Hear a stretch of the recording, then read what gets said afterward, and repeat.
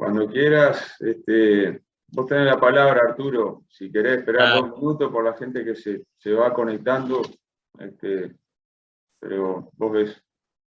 Sí, todavía estamos, falta 1 minuto para las 6, o sea que está bueno que ya haya un montón de gente conectada. Ya tenemos conectado a la gente que va a presentar. Ahí veo Sanatorio Americano. Hola Arturo, ¿cómo estás? ¿Qué tal? ¿Tienen preparado un PowerPoint? Tenemos una presentación bastante esquemática, ¿tá? En la parte de Sanatorio Americano 2. Sí, nos pueden hacer host y la compartimos ya. Bárbaro. Está listo, son co-anfitriones. Genial. Quedó Sanatorio Americano, no el 2. No sé si está bien así. Sanatorio Americano 2 es la que va a compartir la presentación. Ah, perdón. Pará. Sanatorio Y en Americano 2. esta es la que se va a habilitar la cámara y el audio. Estamos a 2 computadoras. Bueno. A ver. Fíjense si pueden compartir pantalla.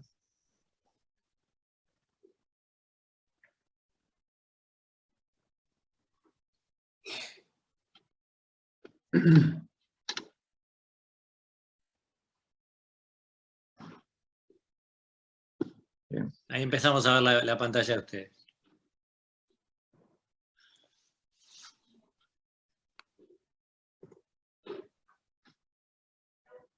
Perfecto.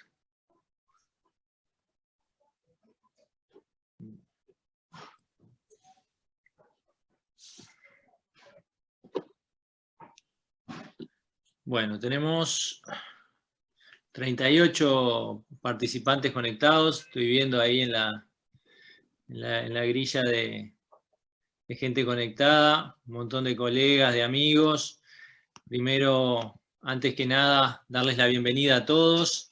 Esta es una actividad que comienza en este mes de abril, pero que esperamos que se pueda extender a todo lo largo del año y que según lo que vayamos haciéndola crecer es hasta dónde va a llegar.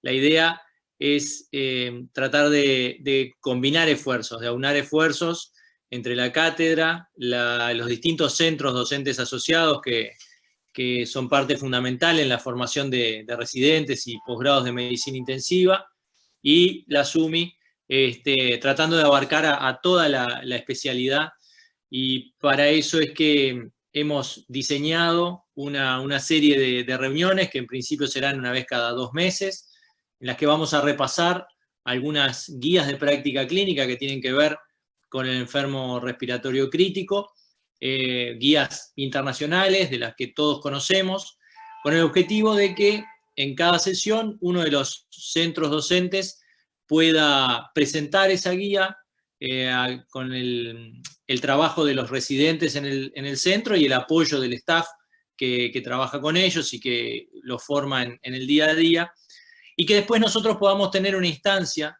de comentarios o de discusión en la que yo les voy a pedir a todos ustedes que intervengan, que participen activamente, porque el objetivo de esa segunda parte del trabajo es intentar ver cómo esa guía que fue preparada a nivel internacional se puede aplicar en nuestros lugares de trabajo, si existen limitaciones o existen distintas formas de conseguir los objetivos clínicos, y también reflexionar un poco si en nuestra formación tenemos que incluir modificaciones o pensar diferente la etapa de formación de recursos humanos en medicina intensiva, pensando en la resolución de este problema que planteamos.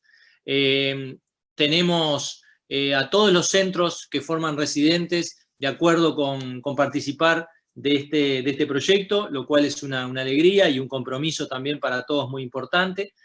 En esta primera etapa, los compañeros del Sanatorio Americano son los que toman la bandera y nos van a presentar las guías de práctica clínica enfocadas en el uso de la oxigenoterapia de alto flujo, y en las próximas semanas vamos a ir elaborando el cronograma con el que los distintos centros van a participar.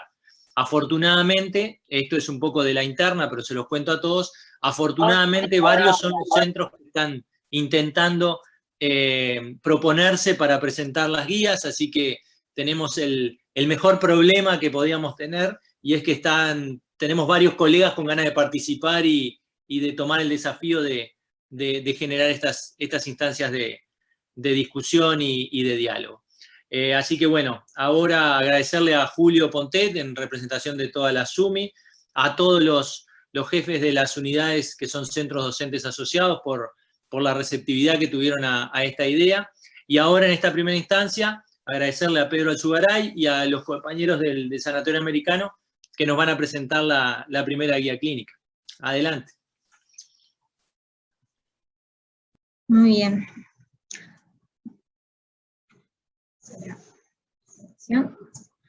Bueno, primeramente, dar la bienvenida por parte del Sanatorio Americano. Nosotros somos las residentes, somos 3, mi nombre es Anastasia Couch, estoy junto con Florencia Rodríguez y Eugenia González.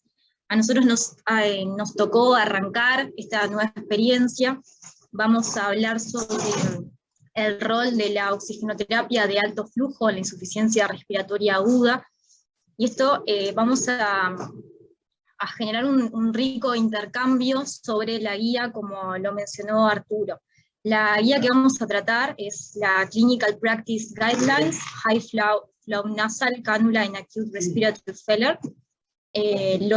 Previamente a introducirnos a fondo en la guía, propiamente dicha, vamos a ver un poco sobre la relevancia del tema, realizar una breve introducción, y haremos hincapié en los mecanismos de la acción del oxígeno de alto flujo, dado que de aquí se van a desprender los grandes beneficios que presenta este tipo de oxigenoterapia. En cuanto a la relevancia, es un recurso disponible en todos los centros, es de fácil manejo, requiere poco entrenamiento por parte del equipo de salud, tanto del equipo de enfermería como del equipo médico. Adquirió gran relevancia en los últimos tiempos con su implementación en la pandemia COVID-19, y además genera una reducción de los costos. Esto va a estar sujeto a la disponibilidad del dispositivo dependiendo de cada servicio. ¿A qué nos referimos cuando hablamos de oxigenoterapia de alto flujo? Bueno, es el aporte de una mezcla conocida de oxígeno, de aire, a un flujo superior a los métodos de oxigenación convencionales, con un alto nivel de humedad y previamente calefaccionado a la temperatura corporal. Se utiliza en una gran variedad de patologías respiratorias en un amplio rango de edad. Acá vemos su utilización tanto en pediatría como en pacientes adultos. Hablando sobre los mecanismos de acción, podemos numerar 5 mecanismos. El primero es la disminución del espacio muerto en el nasofaringio y el lavado del CO2. En la ventilación espontánea habitual, el espacio muerto nasofaringio corresponde al aire que queda en la respiración, en la expiración previa. Recordemos que el volumen Newton es igual al volumen corriente por la frecuencia respiratoria. Si agregamos el volumen del espacio muerto como variable en esta ecuación, tendremos que la ventilación alveolar va a ser igual al volumen corriente menos el volumen del espacio muerto por la frecuencia respiratoria. De esta forma, la reducción del espacio muerto tuvo un impacto tanto en el volumen corriente como en la frecuencia respiratoria, mejorando de esta forma el trabajo respiratorio, y además tiene un gran impacto en la ventilación alveolar. Mejora las fracciones de gases alveolares tanto en el oxígeno, optimizando la oxigenación, como en el dióxido de carbono, optimizando su eliminación. El punto número 2 es la reducción de la resistencia inspiratoria. Los pacientes con insuficiencia respiratoria presentan demandas de flujo aumentadas. Esto se objetiva con el aumento de la frecuencia respiratoria, la presencia de tirajes.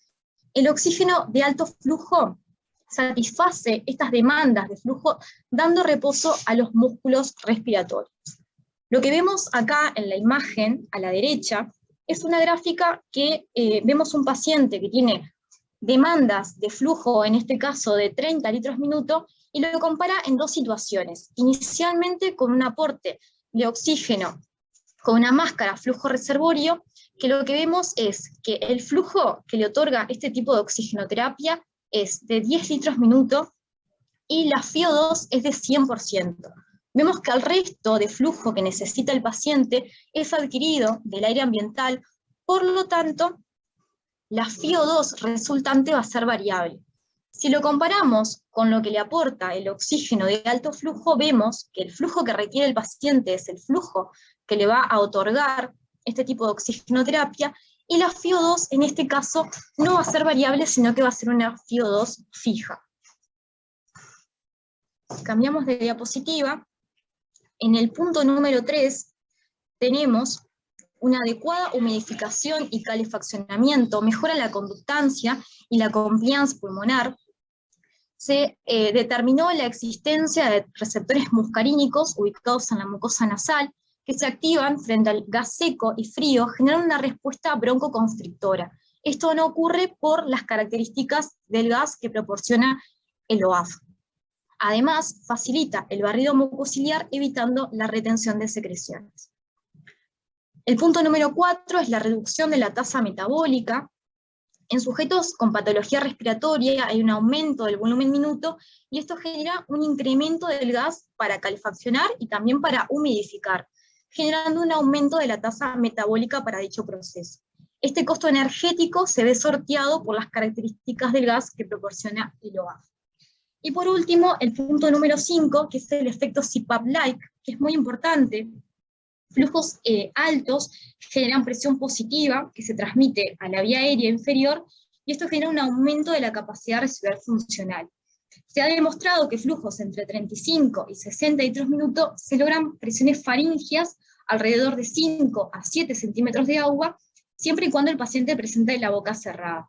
Esto tiene un impacto tanto en la relación ventilación-perfusión, mejorándola, y a su vez disminuye el trabajo respiratorio por contrarrestar la PIP intrínseca. En cuanto al modo de empleo, estuvimos revisando entre las tres y no encontramos guías clínicas ni un consenso en el modo de inicio. Nosotros lo que tratamos fue de resumir cómo es nuestro actuar diario en nuestra unidad. Al inicio, iniciamos con flujos altos hasta la mejoría del trabajo respiratorio, y la FiO2 le vamos a titular por oximetría de pulso para mantener una saturación entre 92 y 95%. Es importante siempre asegurar la temperatura y a su vez un adecuado nivel de agua destilada en la caldera. Por otro lado tenemos la segunda fase, que es el monitoreo. Obviamente que vamos a hacer un monitoreo al inicio para determinar qué flujo y qué FiO2 va a necesitar ese paciente, y luego de forma horaria. Va a ser un monitoreo clínico, de acuerdo a la frecuencia respiratoria, a la presencia o no de tirajes, al nivel de conciencia y a su vez a la oximetría de pulso. Por último, cuando hablamos de empezar a destetar el paciente del OAF, tenemos que descender los dos parámetros, tanto la FiO2 como el flujo. Se va a realizar un descenso gradual de FiO2 hasta niveles menores del 50%, y un descenso de flujo de entre 5 a 10 litros minuto, valorando siempre la clínica. La mejoría de la insuficiencia respiratoria aguda se traduce en una reducción de las demandas de flujo. Por lo tanto, cuando tenemos el paciente con parámetros bajos en el OAF, es decir, con un flujo menor a 40 litros minuto y FiO2 menores a 50%, estamos habilitados para comenzar a alternar con catéter nasal o máscara de bajo flujo. Bueno, y ahora adentrándonos un poco más en la guía que nos compete el día de hoy, hablar que fue realizada por un grupo de 18 expertos, entre ellos médicos intensivistas y neumólogos, especialistas en metodología clínica, en donde se resume la evidencia y se desarrollan sugerencias clínicas para el uso del OAF. Esta evidencia se obtuvo a través de revisiones sistematizadas, de estudios observacionales, ensayos clínicos randomizados, hasta enero del 2021, y la elaboración de las sugerencias se basa en la búsqueda de responder 8 preguntas pico, 8 preguntas que fueron formuladas con criterios pico. Estos criterios pico, recordar que engloban población, intervención, comparación y outcomes, y que los resultados de estos expertos los dividen en sugerencias, que refieren que tienen poca evidencia, y recomendaciones con alta evidencia. Como primera pregunta, ellos indican si se debería utilizar el OAF o la terapia, la oxigenoterapia convencional en la insuficiencia respiratoria hipoxémica, Y ellos recomiendan y sugieren el uso de OAF por sobre la oxigenoterapia convencional en pacientes con insuficiencia respiratoria aguda hipoxémica. Como sabemos, la insuficiencia respiratoria aguda es causada por una gran variedad de etiologías, entre ellas las infecciones pulmonares, los estadios inflamatorios y la exacerbación tanto de enfermedades cardíacas como pulmonares, y la forma de presentación de esta insuficiencia respiratoria aguda varía desde una hipoxemia leve hasta un síndrome de estrés respiratorio.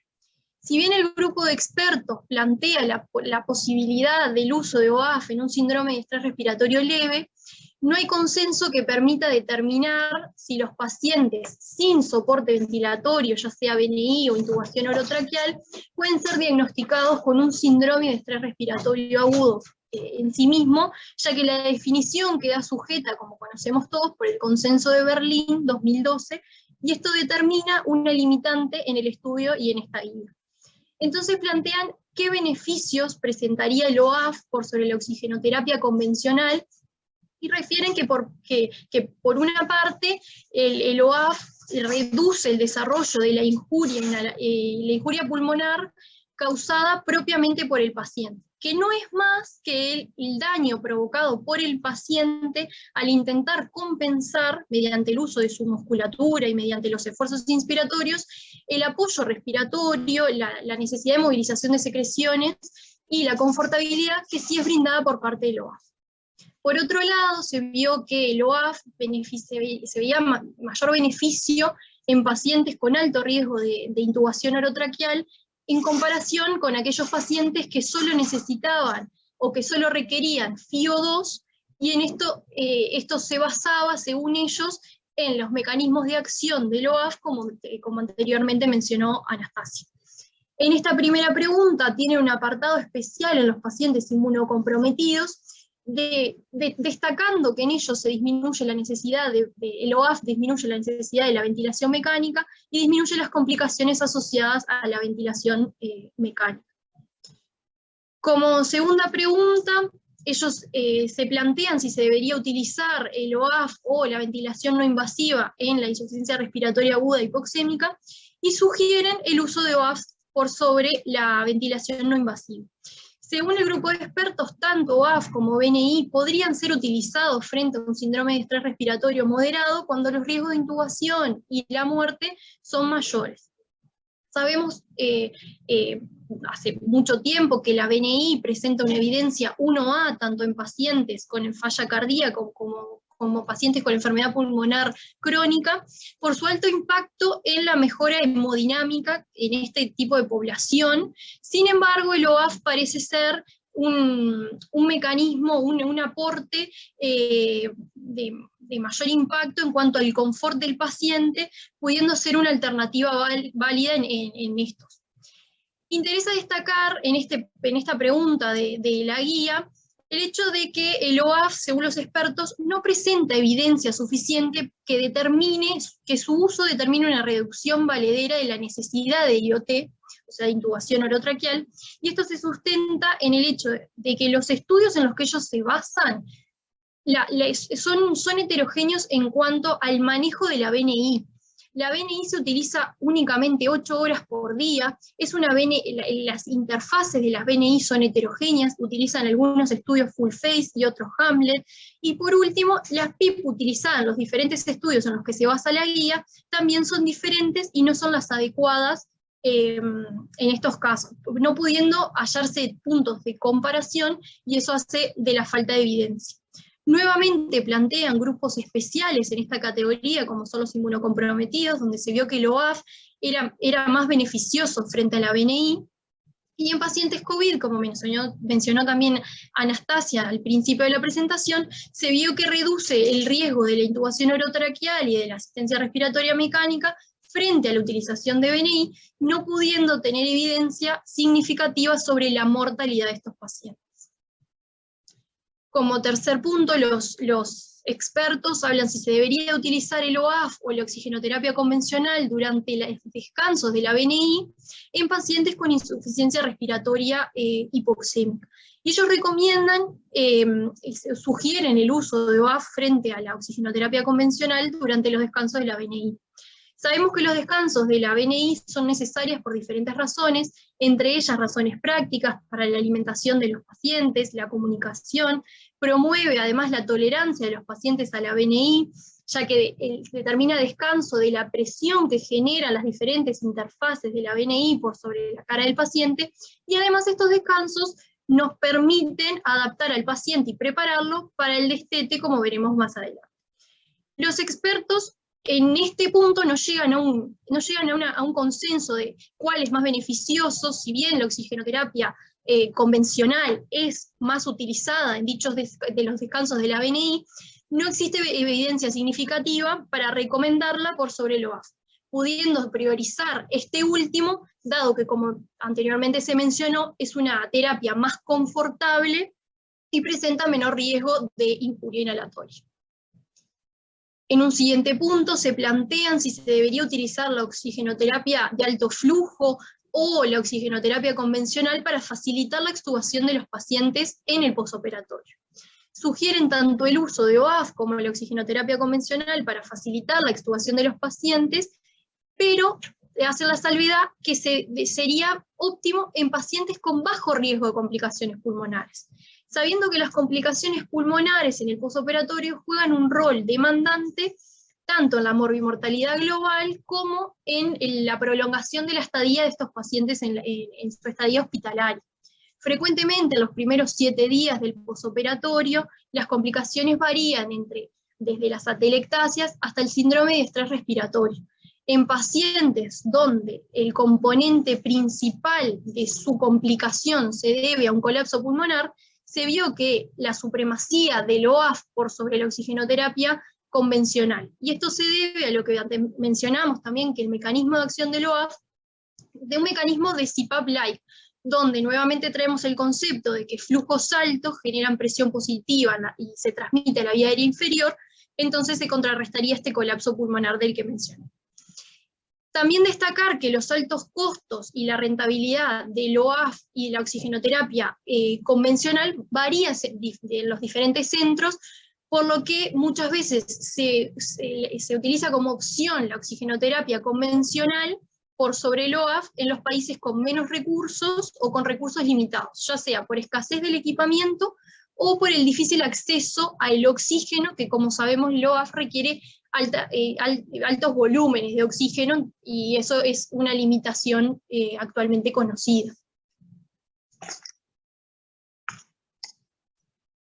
Ahí. Ahí. Siguiendo con las próximas preguntas, en la pregunta número 5, podemos ver que la consideración fue que si se debería utilizar OAF o BNI para facilitar la extubación en los pacientes en el posoperatorio. Acá se vio que la recomendación de la guía es que no hay gran diferencia entre el uso del OAF y la BNI en los pacientes en el posoperatorio cuando tienen alto riesgo de complicaciones respiratorias.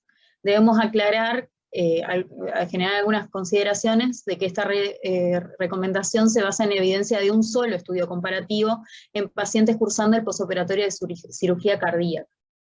Acá destacamos que la recomendación de la implementación de BNI en falla cardíaca es evidencia 1A, así que en este estudio se evidenció que la implementación del OAF presenta un leve aumento en la mortalidad con un bajo nivel de evidencia y que no genera gran diferencia entre el requerimiento de reintubación, días en CTI o hospitalización en general.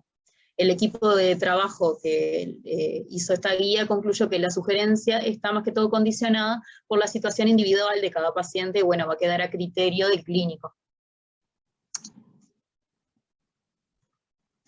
En la próxima pregunta, que ya genera es si se debería usar OAF o oxigenoterapia convencional para facilitar la extubación en pacientes no quirúrgicos, la recomendación se sugiere el uso de OAF por sobre la oxigenoterapia convencional. En pacientes no quirúrgicos, más que todo con bajo a moderado riesgo de falla en la extubación. La evidencia demuestra que el OAF reduce la tasa de reintubación y, bueno, y la necesidad de escalar a BNI, a la implementación de la BNI. Esto no muestra gran efecto en la mortalidad ni días de CTI o hospitalización. Y bueno, y acá lo mismo que decía mi compañera, las principales limitantes de esta recomendación van a ser la accesibilidad en los equipos de salud y bueno, la disponibilidad de recursos. En la próxima pregunta, ya la penúltima, la sugerencia es para comparar la utilización entre el OAF y la BNI para facilitar la extubación en los pacientes no quirúrgicos. Y la guía sugiere que, que es preferible el uso de la BNI por sobre el OAF en la facilitación de la extubación en pacientes con alto riesgo de falla en la extubación, bueno, salvo de que exista alguna contraindicación para la colocación de BNI. Acá se vio que la comparación con la BNI, en comparación con la BNI, el OAF aumentaba la tasa de reintubación con un leve efecto en la mortalidad. Por otro lado, bueno, considerar que el OAF siempre mejora el confort en los pacientes y que en pacientes que no toleren la BNI o en el caso de que presenten alguna contraindicación, este puede ser una opción alternativa para la prevención de la falla en la extubación, más que todo por sobre la oxigenoterapia convencional. Y bueno, y ya finalizando con las preguntas, la última que nos queda es si es preferible el uso de OAF o BNI en pacientes con insuficiencia respiratoria hipercárnica. Y la recomendación es, como siempre, una sugerencia, que es priorizar la BNI por sobre el OAF en pacientes con EPOC e insuficiencia respiratoria hipercárnica.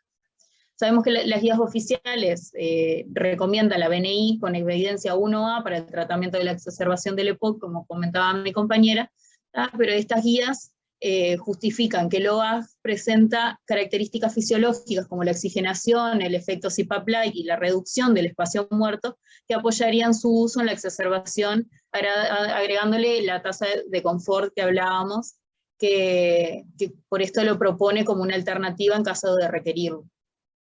La evidencia de esta revisión, más que todo esta pregunta, no mostró gran diferencia en la mortalidad, la tasa de intubación, tampoco en la estadía de CT y hospitalización, y lo importante además es que no mostró variación en la concentración de CO2 significativa entre uno y el otro. Debemos considerar eso que decíamos, que la evidencia es poca en comparación con la elevada evidencia que hay en el uso de BNI, ¿no? Y que se debe implementar en pacientes que, bueno, que no toleren la BNI, bueno, para elegir el OAF por sobre la oxigenoterapia convencional.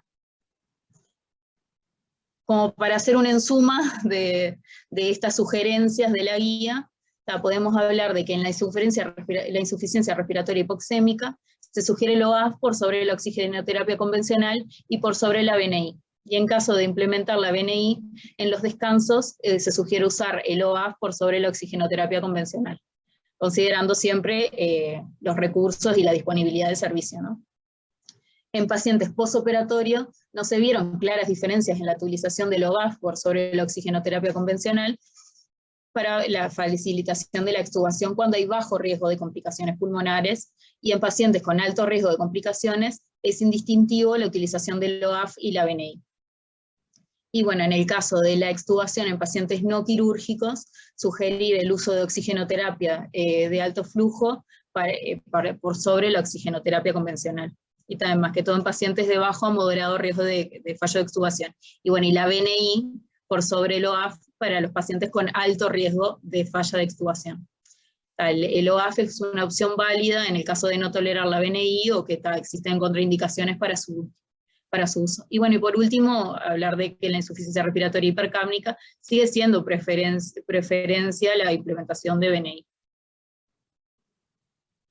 Y bueno, y para terminar, en realidad, conversando entre nosotras, vimos ciertas debilidades en esta guía, porque en realidad a medida que analizábamos la guía veíamos de que había una evidencia baja y que las poblaciones del estudio eran altamente heterogéneas, ¿no? Determinando que la mayoría de los outcomes presentaban baja evidencia, baja moderada evidencia, y bueno, no se podían hacer recomendaciones específicas, sino sugerencias. Y bueno, y en realidad por ahora es eso, cualquier duda que tengan, estamos a las órdenes, y bueno, le dejamos la bibliografía. Muchas gracias por escucharnos. Bueno, muchas gracias.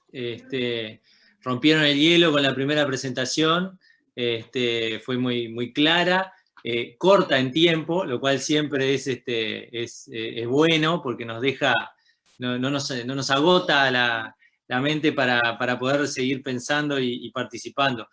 Lamentablemente, como dijeron que estaban dispuestas a cualquier pregunta, acá por el chat, Julio preguntaba cuáles fueron los criterios de riesgo de falla de extubación, ¿no? En varias de las preguntas se planteaba pacientes con alto riesgo, bajo riesgo.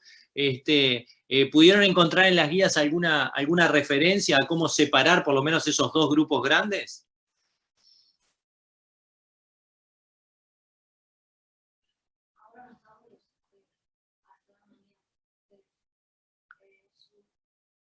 Si no la encontraron, no inventen.